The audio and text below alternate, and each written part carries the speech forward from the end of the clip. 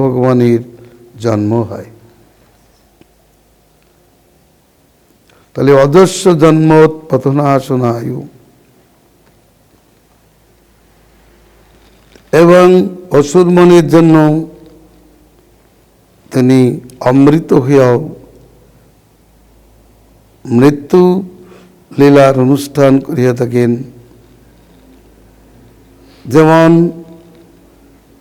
জীবিত জাদুকর সে মৃত্যু খেলা করিয়া থাকে, সে জীবিত অবস্থায় মৃত্যুর অনুষ্ঠান করে। তাকে দেখে সকলেই মনে করেন যে মরিয়া গিয়াছে, তাকে দাহ করেন। পরক্ষণেই দেখা যায় তিনি হাসিতে হাসিতে আসিয়া সকলকে সম্বোধন করেন এবং রাজদত্ত পুরস্কার গ্রহণ করে সকলকে সুখী করেন। ভগবান তেমনি যোগমায়া যুগে জগতে অবতীর্ণ হন। পার্শ্বদের জন্মও তৎপ্রকার এবং যোগমায়াকে কখনো বা মহামায়াকে অবলম্বন করে জগৎ থেকে চলে যান। মহামায়াকে অবলম্বন করে চলে যাওয়ার সময়টাই হলো তার মৃত্যুকাল। কারণ যোগমায়া যোগে তার আবির্ভাব জানা যায়। তিনি যোগমায়া যোগেই অন্তর্ধান লীলা করেন না, তার অন্তর্ধান কার্যটি মহামায়ার কার্য, যেহেতু সেটা মোহন কার্যময়। জন্মে মোহন নাই, বাস্তব সত্য প্রকাশের জন্য তার জন্মযাত্রা। কিন্তু মর্তধাম সামনে ভগবান এ জগতে মৃত্যুলীলা না, তার মৃত্যু না থাকিলেও তিনি মৃত্যুলীলা প্রকাশ করিয়াছেন। কোথাও বা অন্তর্ধান হইয়াছেন, কোথাও বা অন্য প্রকারে এই জগৎ থেকে চলে গেছেন। জগতের লোক দেখিল যাদবগণ পরস্পর যুদ্ধ করিয়াই নিহত হইয়াছেন। প্রকৃতপক্ষে নিত্যসিদ্ধ যাদবগণ তারা মৃত্যুর বশবর্তী নহেন। তাদের ওই লীলাটা অসুর মোহনার্থেই সংগঠিত হয়েছিল। সুখদেব গোস্বামীর পদ্য থেকে তা অবগত হওয়া যায়। শ্রী শুকবাচ অত ব্রহ্মাত্মজৈ দেবৈ প্রদেশৈরাবৃতভ্যগাৎ ভাবস্য ভূতভব্যেশং যজুভূত গণীবৃতং। শ্রী সুখদেব বলিলেন, অনন্তর ব্রহ্মা সনকাদি পুত্রগণ, ইন্দ্রাদি দেবগণ ও মরীচি প্রভৃতি প্রজাপতিগণে পরিবেষ্টিত হইয়া এবং সর্বভূত মঙ্গলপ্রদম শঙ্কর ভূতগণে পরিবৃত হইয়া দ্বারকায় উপস্থিত হইয়াছিলেন।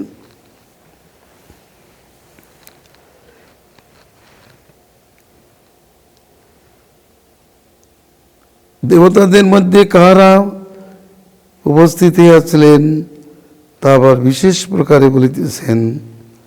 ইন্দ্র মরুদ্বীর ভগবান আদিত্যাম বশবস্বিনৌ রিভবঙ্গী রচোরুদ্রাম বিশ্বে শ্রদ্ধাস্য দেবতাম গন্ধর্বাপ্স রসোনাগাম সিদ্ধোচ্চারণগৈজকম ঋষয়ো পিতরস্তৈবং সবিদ্যাধর কিন্নরম দ্বারকামুপসংজগ্মুঃ সর্বে কৃষ্ণ দিদিক্ষবম বপুষা যেন ভগবান নরলোক মনোরমঃ যশোভিতেন লোকেষু সর্বলোক মলাপহম। হে রাজন, মনুদ্গণের সহিত ভগবান ইন্দ্র,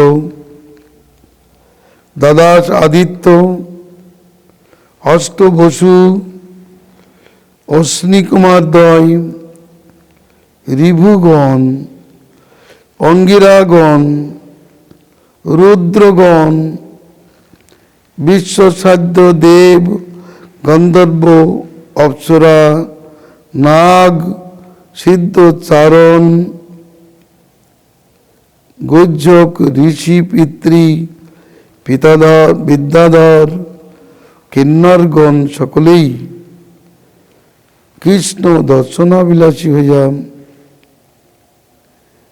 ভগবান যে শ্রীবিগ্রহ দ্বারা নরলোকের মনোরঞ্জন সহকারে নিখিল জগতে সর্বলোকের পাপ বিনাশ সন্ত্রাস বিস্তার করিয়াছিলেন, তাদিশ পরম রমণীয় বিগ্রহ দর্শনের জন্য দ্বারকায় উপস্থিত হয়েছিলেন।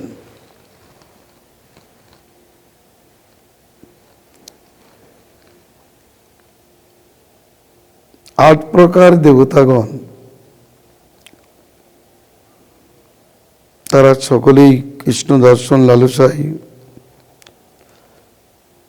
এ দ্বারকায় উপস্থিত হয়েছিলেন। সেখানে ভগবানের মহত্ব গান করেছেন বিগ্রহের, যে বিগ্রহ দ্বারা তিনি নরলোকের রঞ্জন কার্য সম্পাদন করিয়াছিলেন। তাদিশ শ্রী বিগ্রহ দর্শনের জন্য ব্রহ্মাদি দেবতাগণ দ্বারকায় উপস্থিত হয়েছিলেন। তস্যাং বিভ্রাজমানায়ং সমৃদ্ধায়ং মহোর্দিভি ব্যচক্ষতাবিতৃপ্তক্ষা কৃষ্ণমদ্ভুত দর্শনম। হে মহারাজ, অনন্ত সেই ব্রহ্মাদি দেবতাগণ অতীপ্ত নয়নে পরমৈশ্বর্য পরিপূর্ণ পরম শোভাময়ী দ্বারকা নগরীতে সুরম্য দর্শন ভগবান শ্রীকৃষ্ণকে দর্শন করিয়াছিলেন। তস্যাং বিভ্রাজমানায়াং, সকল প্রকার সমৃদ্ধি দ্বারা পরিপূর্ণ সেই দ্বারকাতে উপস্থিত হইয়া ব্রহ্মাদি দেবতাগণ অতীপ্ত নয়নে অদ্ভুত দর্শন কৃষ্ণকে দর্শন করিয়াছিলেন।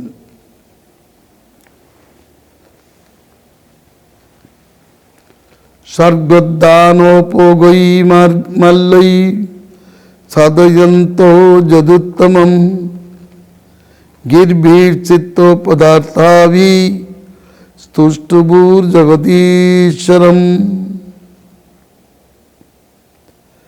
তৎকালে তাহারা নন্দন বনজাত পুষ্পমাল্য রাশি দ্বারা যাদবপ্রভার জগদীশ্বর শ্রীকৃষ্ণকে আচ্ছাদিত করিয়া সুললিত পদ সুরম্য অর্থযুক্ত বাক্য দ্বারা তার স্তুতি করিয়াছিলেন। নন্দনকানন জাত সুগন্ধ পুষ্পমাল্য আদি লইয়াই তারা উপস্থিত হয়েছিলেন। কারণ রিক্ত হস্তং ন পশ্যেত রাজানাং গুরুমীশ্বরম, শূন্য হস্তে কখনো রাজা গুরু ঈশ্বরকে দর্শন করিবেন না। তারা সে বিষয়ে বিজ্ঞ ছিলেন, এর জন্য তারা নন্দন কাননজাত পুষ্পের মালা রাশি একজন তো নয়, সকলেই মালা দিতে চান। সেই মাল্য বর্ষণ করিয়াছিলেন। তারপর সুরম্য অর্থযুক্ত বাক্য দ্বারা তার স্তুতি করিয়াছিলেন। ভগবৎ সৎকারের প্রকার বিশেষ।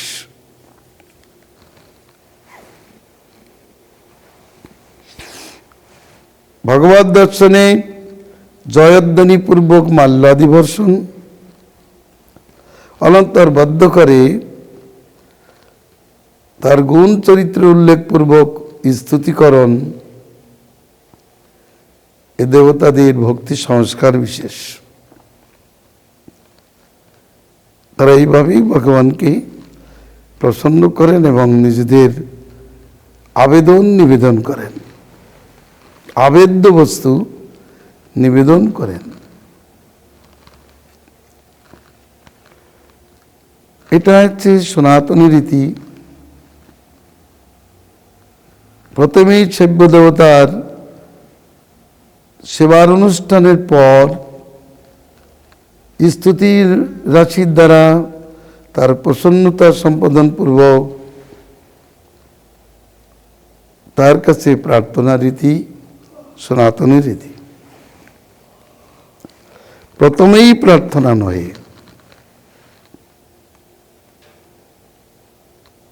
প্রার্থনার রীতিটা এরকমই।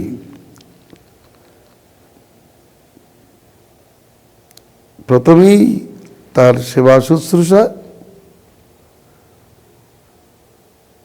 মাল্যাদি দ্বারা ভূষিতকরণ, স্তুতি রাশি তার চিত্তের তৃপ্তি সম্পাদন, তারপর তার কাছে কিছু প্রার্থনা। আমরা দেবস্তুতি থেকে এটাই জানতে পারি। বহু দেবস্তুতি আমরা পড়েছি। প্রথমেই দেবতাগণ স্তুতি করেছিলেন পৃথিবীর সৃষ্টি বিষয়ে। প্রথমেই তো গুণকীর্তন করেছিলেন, তারপর কিভাবে সৃষ্টি করবেন, সৃষ্টি তারা বৃদ্ধি করতে পারছেন না, তার জন্য তার সাহায্য প্রার্থনা করলেন।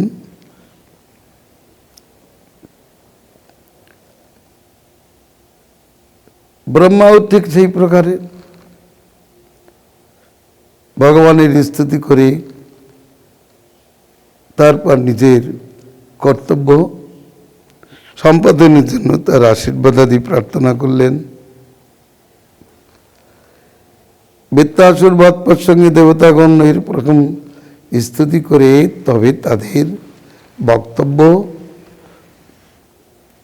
তাদের প্রয়োজনীয় বক্তব্য কথা প্রকাশ করিয়াছিলেন। এখানে দেবতাগণ এসেছেন অভিশপ্ত হয়েছে বলেই ভগবানকে সান্ত্বনা দেওয়ার জন্য আসেন নাই। স্তুতির অন্তে আমরা দেখতে পারব যে ব্রহ্মাদি দেবতাগণ তাদের কার্য সম্পাদন হইয়াছে, অতএব ভগবানকে চলে যাওয়ার জন্য আবেদন করিতেছেন। তবে ছোট্ট স্তুতি রসে তার প্রসন্নতা সম্পাদন করিতেছেন, তার গুণগান করিয়াই তাকে যেন এই জগৎ থেকে বিদায় দেওয়ার জন্য প্রস্তুতি করিতেছেন। আবাগন উদ্ভাসন, দেবতাগণ ভগবানকে আবাহন করেন জগতে জগৎ কার্য সম্পাদনের জন্য, নিজেদের কার্য সম্পাদনের জন্য। তারপর ভগবানকে এই জগৎ থেকে চলে যেতে বলতে দ্বিধাবোধ করেন না। যাই হোক, দেবতাগণ কেমন স্তুতি করিতেছেন সেটা জানবার বিষয়। শ্রীদেবা উচু নতাস্মতে নাত পদারবিন্দম বুদ্ধিন্দ্রিয় প্রাণ মনোবচোভি যচ্চিন্ততে অন্তর্হিদি ভাবযুক্তই মমোক্ষুভি কর্মময় রূপাসাদ। শ্রীদেবগণ বলিলেন, হে নাথ, যোগীগণ কর্মময় দূরবন্ধন হইতে মুক্তির কামনায় অন্তঃকরণ মধ্যে কেবলমাত্র যার ধ্যান করিয়া থাকেন, আমরা আপনার সেই পাদপদ্ম যুগল সাক্ষাৎ দর্শন করিয়া বুদ্ধি, ইন্দ্রিয়,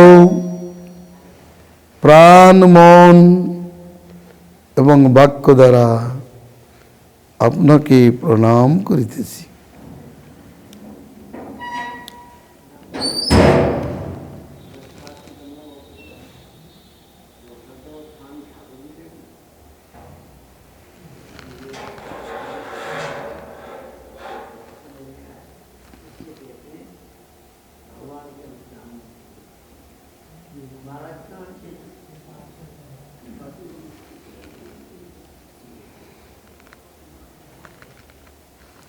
তারা প্রার্থনা করছেন, হে নাথ,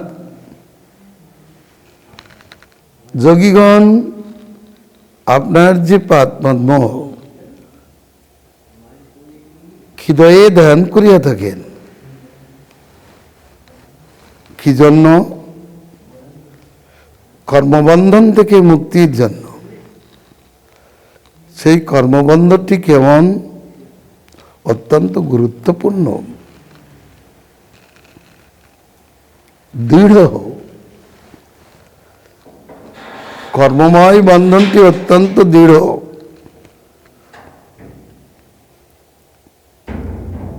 সেই কর্মময় বন্ধন তারা নিজে নিজেই বন্ধন থেকে তারা নিজে নিজে মুক্ত হতে পারে না। তার মুক্তির জন্য তারা ভগবানের অন্তরে ভগবানকে ধ্যান করিয়া থাকেন। জীব নিজ কর্মফলে যে কর্মবন্ধন লাভ করিয়াছে, সেই কর্মবন্ধন থেকে নিজ ইচ্ছাক্রমে জগতের অন্য কোনো সাধনার দ্বারা মুক্তি লাভ করিতে পারে না। কিন্তু ভগবত ধ্যানই খড়গ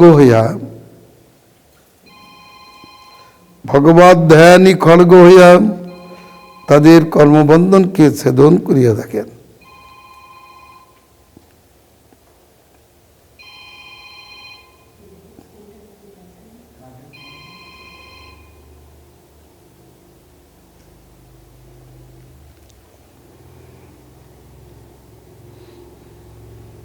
ধ্যান রূপ খড়গের দ্বারা, জ্ঞান রূপ খড়গের দ্বারা, ভগবানের জ্ঞান রূপ খড়গ বা ধ্যান রূপ খড়গই জীবকে কর্মবন্ধন থেকে মুক্ত করতে সমর্থ। কোন দেবতার ধ্যান জীবকে প্রারব্ধ কর্ম থেকে মুক্ত করতে পারে না।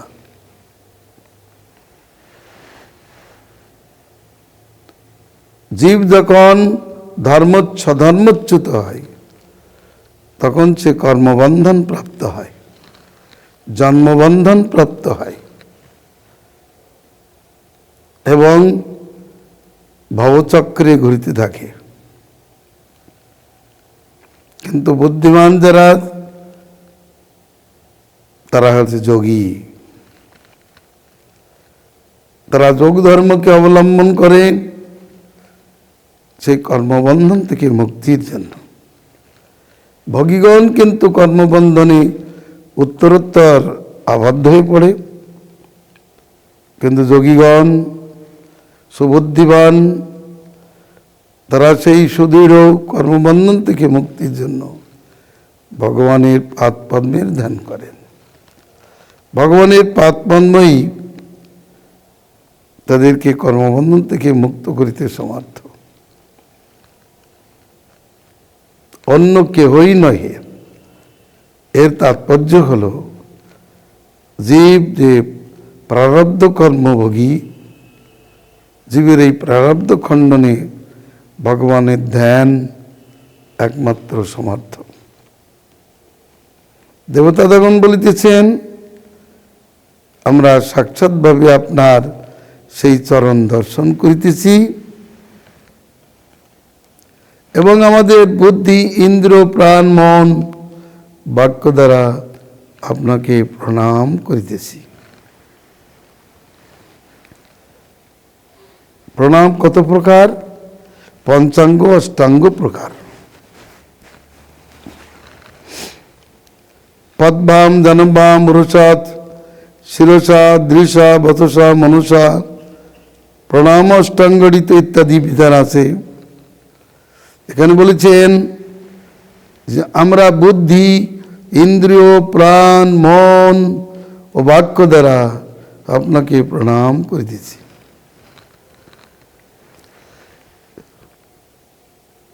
কেবলমাত্র মস্তক অবনত করিলেই প্রণাম কার্য সিদ্ধ হয় না।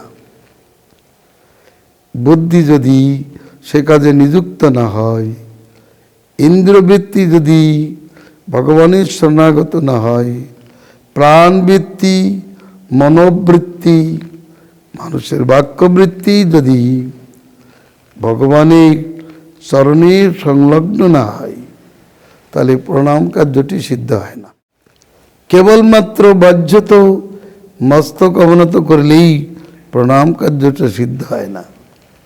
প্রণামের তিনটি লক্ষণ, কায়েন বাচা মনসেন্দ্রিয়ৈবা। কায় বাক্য মানে ভগবানের শরণাপত্তি প্রণাম লক্ষণ। কায় মনোবাক্যে, কায়ের দ্বারা প্রণাম, বাক্যের দ্বারা তার গুণকীর্তন, মনের দ্বারা তার পাদপদ্মের চিন্তন, এই তিনটি কার্য দ্বারাই প্রণাম কার্য সিদ্ধ হয়। কায় বাক্য মনে প্রণাম অবশ্য কর্তব্য।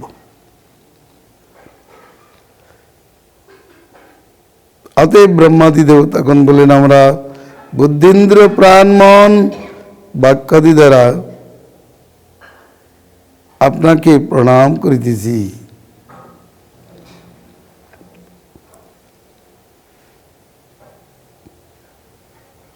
শরণাপত্তি, কায়মনোবাক্যে শরণাপত্তি সে প্রণাম লক্ষণ। মনোসংযোগ, বাক্য সংযোগ এবং দেহ সংযোগ যখন ভগবৎ চরণে মনোসংযোগ, বাক্য সংযোগ এবং কায় সংযোগ হয়, তখনই প্রণাম কার্যটি সিদ্ধ হয়। যারা মস্তক নত করেও মনে অন্য চিন্তা করে, কায়টা তারা ভগবৎ চরণে নত করলেও মন এবং বাক্য যাদের ভগবৎ চরণাশ্রয় না করে, তাদের প্রণাম কার্য সিদ্ধ হয় না। অতএব প্রণাম করতে গেলে সংযত চিত্তে প্রণাম করা উচিত, কায় মনোবাক্যকে একত্রিত করে। দণ্ডবৎ প্রণামই কর্তব্য। অতএব প্রথমেই নমস্কার কার্য সম্পাদন, এটি আশীর্বাদ এবং বস্তু সিদ্ধির কারণ। আদৌ নমস্কার। সমস্ত যজ্ঞের মধ্যে নমস্কার যজ্ঞ সর্বোত্তম, সর্বপ্রথম। কারণ নমস্কারের দ্বারাই মানুষের সর্বার্থ সিদ্ধ হয়। নমস্কার করলে আশীর্বাদ উপস্থিত হয়, আশীর্বাদেই বস্তু অভীষ্ট প্রকাশিত হয়। অতএব বলেন, নতাস্মতে নাথ পদারবিন্দম। হে জগন্নাথ, আপনার পাদ পদ্মে আমরা প্রণাম করিতেছি বুদ্ধি, ইন্দ্রিয়, প্রাণ, মন, বাক্য যোগে। ওহো যোগীগণ, সুদৃঢ় কর্মবন্ধন থেকে মুক্তির জন্য ওই পাদপদ্ম চিত্তে ধ্যান করিয়া থাকেন। যোগীর দেহ পাদপদ্ম আমাদের প্রণাম্য, আমাদের অভীষ্ট সাধক।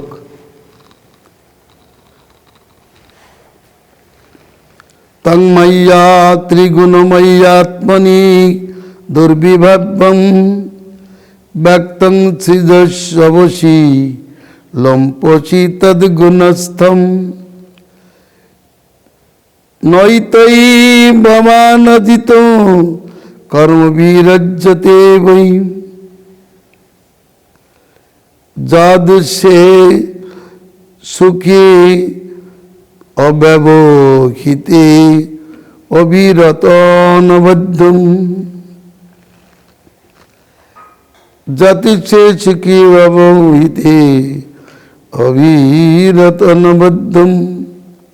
হে অজিত, আপনি মায়িক গুণ সমূহের মধ্যে নিয়ন্ত্রী রূপে অবস্থিত হইয়া ত্রিগুণময়ী মায়া দ্বারা নিজের মধ্যেই মহত্তত্ত্ব প্রভৃতি অচিন্তনীয় প্রপঞ্চের সৃষ্টি স্থিতি সংহার লীলা সম্পাদন করিয়া থাকেন। পরন্তু ওই সকল কর্মজনিত পাপ পুণ্যাদি ফলের দ্বারা লিপ্ত হন না, যেহেতু আপনি অবিদ্যাদি দোষ সম্পর্ক রহিতভাবে অনাবৃত আত্মানন্দেই নিরত রহিয়াছেন।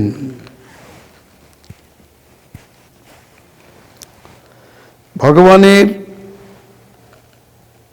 দুর্বিবাদ্য কর্তৃত্ব উল্লেখ করিয়াই দেবতাগণ স্তুতি করিতেছেন।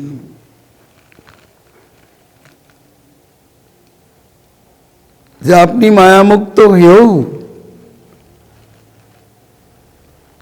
আবার মায়ার দ্বারা এই নিজের মধ্যে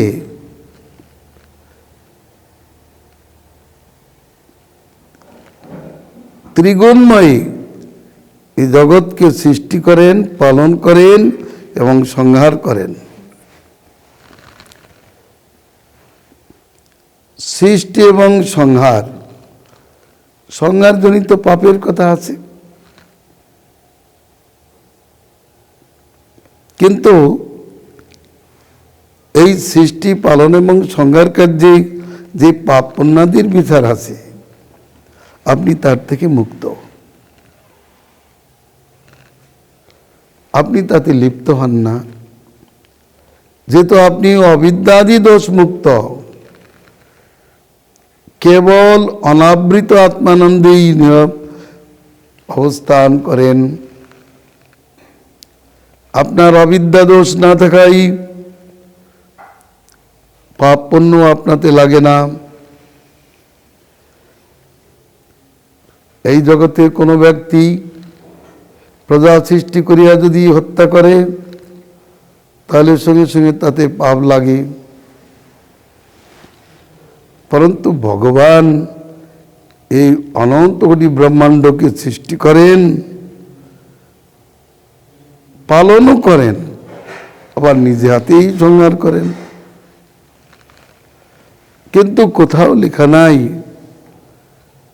এই সৃষ্টিয়াদি কার্যে বা সংহার কাজের জন্য তিনি দোষযুক্ত, কোথাও লেখা নাই। তিনি দোষভাগ মুক্ত, যেহেতু অবিদ্যা মুক্ত, তার সংহারের কারণ অন্যত্র। তার সংহারের কারণটি নতুন সৃষ্টি প্রকরণযুক্ত। অতএব সংহার কার্যটি দূষণীয় নয়। জীব একজনকে হত্যা করে তার প্রাণদান করতে পারে না, নতুন সৃষ্টি করতে পারে না। ভগবান এই জীর্ণ জগৎকে সংহার করিয়া আবার নতুন জগৎ সৃষ্টি করেন। অতএব তার এই সংহার কার্যটি দোষযুক্ত নয় এবং তিনি আসক্তকর্তাও নয়। এই জন্য অনাবৃত শরীরে অনাবৃত আত্মানন্দেই বিভোর। আত্মানন্দ তার মায়িক গুণ কর্মাদির দ্বারা আবৃত হয় না। প্রথমেই নমস্কার বিধান করলেন, চরণদানের মহত্ব কথা বললেন, অনন্তর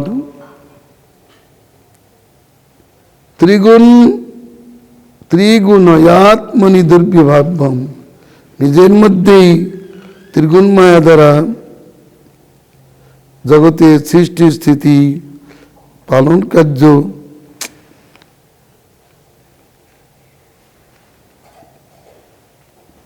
সম্পাদন করিয়াও তিনি নির্লিপ্ত, কোথাও আসক্ত নহেন। অতএব জগৎ সৃষ্টাদি তার একটা কৃত্য হল, সেই কৃত্যে তিনি আসক্ত নহেন। অনন্ত তার শুদ্ধির বিচার বলিতেছেন।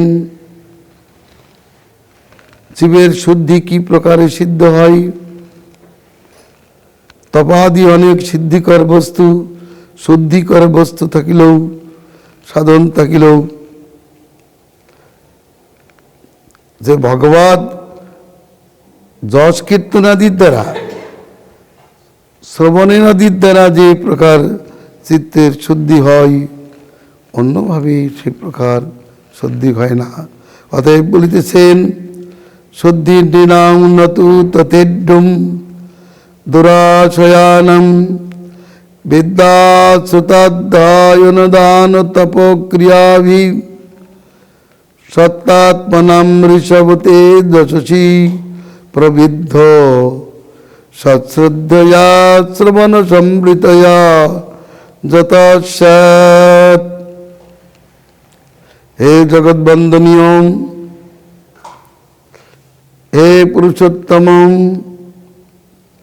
ভবদীয় বিমল কীর্তি শ্রবণ জনিতাম প্রকৃষ্টা শ্রদ্ধা দ্বারাম সাধুগণের যেরূপ বিশুদ্ধি লাভ হয়, বিষয় বাসনাসক্ত মনুষ্যগণের উপাসনা, বেদার্থ শ্রবণ, অধ্যয়ন, দান এবং তপস্যা দ্বারা তাদৃশ শুদ্ধি লাভ হয় না।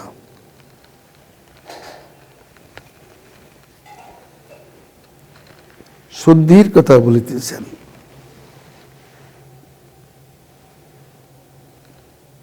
জগতে শুদ্ধিকর তপস্যাদি বর্তমান। বিদ্যাধ্যয়ন, বেদাধ্যয়ন, দান, ব্রত, তপ আদি ক্রিয়ার দ্বারা ধরাশয়ীদের চিত্ত তত শুদ্ধি লাভ করে না। কিন্তু ভগবানের নির্মল কীর্তিকথা শ্রবণ হইতে যে শ্রদ্ধা দ্বারা সাধুগণের চিত্ত অতি সুন্দররূপে শুদ্ধি লাভ করে, অর্থাৎ ভগবানের যশ কীর্তনই পরম পাবন। ভাগবতের দ্বাদশ স্কন্ধ বলেছেন, এই সুখদেবী বলেছেন, অন্য কোনো সাধনের দ্বারা মানুষের যত শুদ্ধি না হয়, ভগবান অন্তস্থ হলেই তার বহু শুদ্ধি উপস্থিত হয়। অন্যত্র বলেছেন যে শ্রী পুণ্ডরীকাক্ষ স্মরণ পথে আসিলেই তার বাহ্য অন্তর শুদ্ধ হইয়া থাকে। অপবিত্র পবিত্র বা সর্বাবস্থাঙ্গত পিবা যস্মরেত পুণ্ডরিকাক্ষং সভাজ্যভ্যন্তর শুচি। এবং এই শুচি পরম শুচি।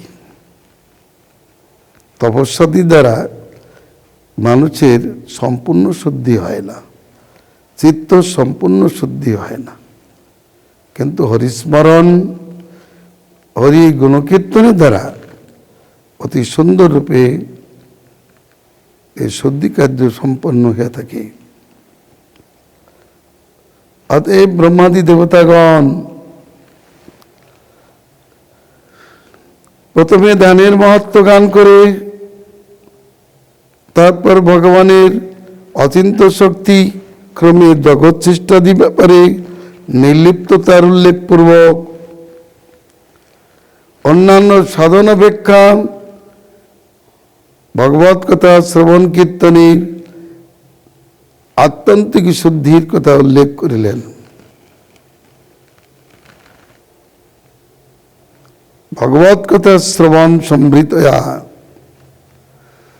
শ্রবণজনিত শ্রদ্ধা হইতে জীবের চিত্ত যেমন বিশুদ্ধি লাভ করে, অন্য কোনো সাধনের দ্বারা সেইরূপ শুদ্ধি লাভ করে না। অর্থাৎ ভগবৎ কথা শ্রবণ কীর্তনই পরম শুদ্ধিকর। কীর্তনেও এরকম পাবন, শ্রবণও পাবন, স্মরণও পাবন। তিনটি গুণের কথা উল্লেখ করলেন। এবার ভাবে পরপর তারা আরো স্তুতি করে চলেছেন। সন্ন্যস্তবাঙ্ঘ্রি অশুভাশয় ধূমকেতু সেমায়োজৌ মুনিভিরাদ্র গিদৌজ্যমানম যশাত্তৈ সমবিভূতয়ো আত্মবদ্ভির বুহে অর্চিতৌ শবনস সরতিক্রমায়ুম। হে প্রভু, মণিগণ পরম মঙ্গল লাভের জন্য প্রেমাদ্র হৃদয়ে যার চিন্তা করেন, আশ্রিত ভক্তগণ সমান ঐশ্বর্য লাভের জন্য বাসুদেবাদি বহু মধ্যে যার আরাধনা করেন এবং তাদের মধ্যে আত্মজ্ঞ কতিপয় ধীর পুরুষ স্বর্গ অতিক্রম পূর্বক বৈকুণ্ঠ পদ প্রাপ্তির জন্য কালত্রয়ে যাহার অর্চন করেন, আপনার সেই পাদ পদ্ম আমাদের বিষয় বাসনা সময়ের দাহক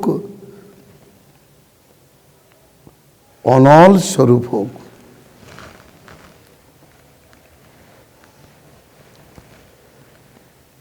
পুনরায় ভগবৎ চিন্তনের মহত্ব উল্লেখ পূর্বক বলিতেছেন, পরমাংশগণ প্রেমাদ্য চিত্তে যে চরণ চিন্তা করিয়া থাকেন, চতুর্ভুর মধ্যে ভক্তগণ যাকে অর্চন করিয়া থাকেন এবং অত্যন্ত সুবুদ্ধিমানগণ বৈকুণ্ঠ পদ আদি প্রাপ্তির জন্য কালত্রয়ে যার অর্চন করেন, ত্রিকালে যার অর্চন করেন, আপনার সেই পাদ পদ্ম আমাদের বিষয় বাসনা দাহকরণে অনল স্বরূপ হোক। অর্থাৎ আপনার চরণ চিন্তা আমাদের সকল প্রকার বিষয় বাসনাকে ধ্বংস করুক, এই প্রার্থনা।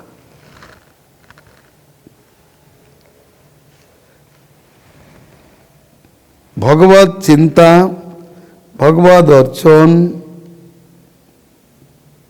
ভগবৎ চরণের চিন্তা অর্চন এ সবই মঙ্গলপ্রদ, এরাই উল্লেখ করিতেছেন।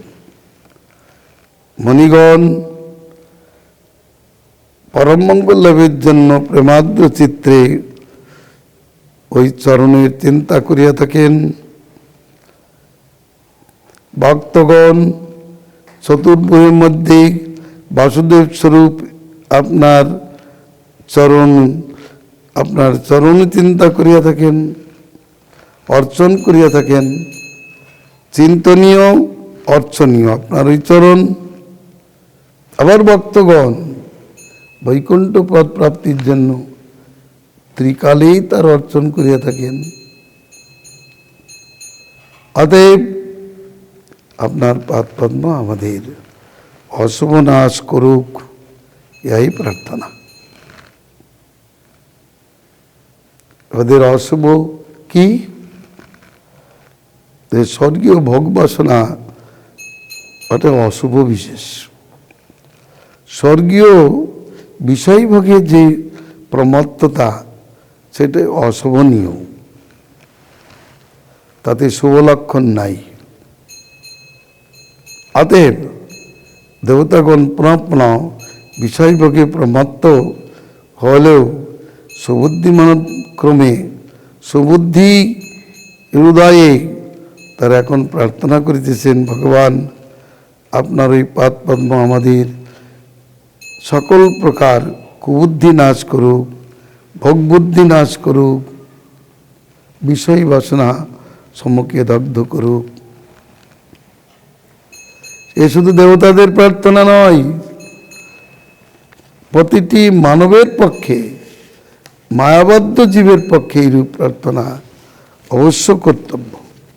কারণ যতদিন বিষয় বাসনা অনলে চিত্ত জ্বলিতে থাকে, ততদিন জীব কোনো ক্রমেই শান্তি লাভ করিতে পারে না।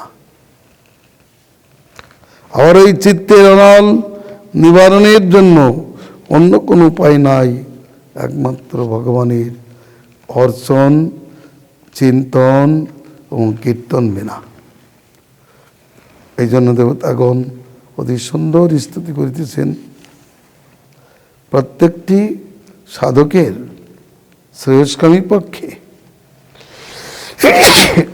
এইগুলি অত্যন্ত প্রণিধানের সহিত আলোচ্য বিষয়।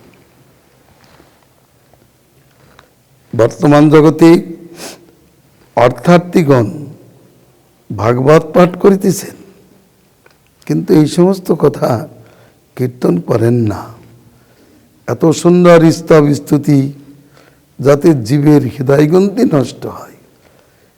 ভগবানের মহিমা গানের সঙ্গে সঙ্গে ভগবত ধ্যানের মহত্ব প্রকাশের সঙ্গে সঙ্গে জীবের হৃদয়গ্রন্থি ছেদিত হয়, সেই কথাগুলি কীর্তিত হয় না। তারা নিজেরাই কীর্তন করে না, জানেও না, আবার অন্য কেউ শোনায় না। কিন্তু এগুলি না শোনালে ভাগবত কীর্তন কি করে হবে? এটা তো ভাগবত কীর্তন হতে পারে না। দেবতাদের স্তুতি, পরম ভক্তদের যে স্তুতি, তার মধ্যে ভগবানের কত মহত্ব কীর্তিত হয়ে আছে। সেগুলো কীর্তন না করলে এক লাফে হনুমান চলে গেল লঙ্কায়, লঙ্কা দাহ করে ফিরে আসলো। অমনি তারপর সেতু বন্ধন করে সীতাকে নিয়ে অযোধ্যায় ফিরে আসলো, হয়ে গেল রামায়ণ। তেমনি ভাগবত বলল, পরীক্ষিত মহারাজ প্রায় বসনে বসলো, ভাগবত শুনল, ধ্রুব প্রহ্লাদ চরিত্র বলে দিল, কৃষ্ণের জন্ম বলল, গোবর্ধন পূজাটা করলো, রাসলীলার একটা গান করলো, এবার রুক্মিণীর বিয়ে ঘটা করে লাগানো। তারপর দশম স্কন্ধ শেষ, একাদশ স্কন্ধে তো বালাই রাখলো না, হয়তো 24 গুরুর থেকে কিছু বলল। তারপরে সঙ্গে সঙ্গে সুখ বিদায়, পরীক্ষিতের অন্তর্ধান কথা বা ভাগবত হয়ে গেল। কত রংবাজি হলো, কত কীর্তন চলল, কিন্তু সব অপ্রাসঙ্গিক কীর্তন। প্রসঙ্গ তো কোনো কিছু কীর্তন হয়নি। যে প্রসঙ্গে পাঠ হচ্ছে সেই প্রসঙ্গ কীর্তন খুব কম হয়। আর এইরূপ মহাত্মের স্তব স্তুতি তো অবশ্য কীর্তনীয়, বুঝবার বিষয়। মুনি ঋষিগণ তারা নিজে আচরণ করে জীবকে জানিয়েছেন, ভগবানের চিন্তা না করিলে, ভগবৎ চরণের চিন্তা না করিলে, তার অর্চন না করিলে, ত্রিকালে তার পূজা না করিলে জীব কখনো বিষয় বাসনা হইতে মুক্ত হইতে পারে না। আর বিষয় বাসনা যতদিন থাকবে ততদিন সে জ্বলতে পুড়তে থাকে, তার মঙ্গল কোনোদিন হতে পারে না। গোবিন্দিত মঙ্গলম। ভগবান প্রসন্ন হন, ওদের অনুষ্ঠান তার প্রীতির নিমিত্ত হোক।